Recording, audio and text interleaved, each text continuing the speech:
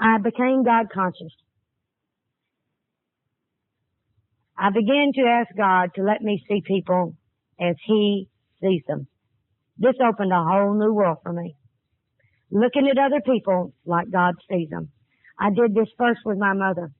And my mother, when I first started working on the relationship with her, when I would see her in my mind, I always thought of her as being a mean witch. She was formidable. I'm not kidding you. Now, Mother's about this tall. But she has eyes, that just cut right through you. But I also realized Mother wears glasses, and they have extreme magnification, which makes them look sharper than what they are. I realized that. But still, when I was around her, I would just have a knot in my gut, because I knew that I was not going to please her and that it was going to be bad. It always was. And so this girl that came down suggested that I take a look at Mother through the eyes of God. And so I prayed and I asked God to let me see Mother as He saw her. And I went over to my mother's house that day. And when I drove up in the driveway, I didn't see that mean little witch out there. I saw someone who was old, extremely frightened, someone who needed love so bad and couldn't ask for love.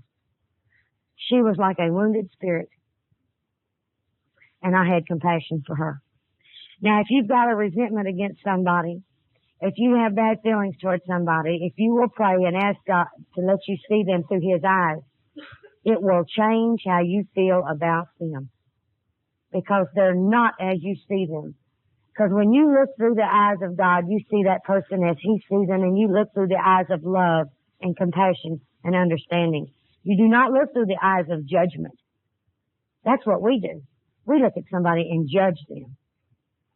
God gives them understanding and love and compassion. At least that's the way He does me.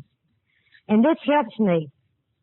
And you know, when I am really pissed off at somebody, I refuse to pray for them. I don't want to see them through God's eyes. I want to look at them mean. See, I know that if I do that, He'll show me different, and then I'll have to change my mind. You know, there's a voice inside of me that will talk to me, and it will say, you don't really want to do this. And I'll say, yes, I do. And no, you don't. Yes, I do.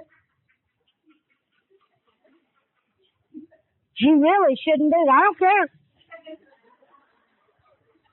Okay, go ahead, suffer the consequences. And you know, sometimes I'm still willing to suffer the consequences.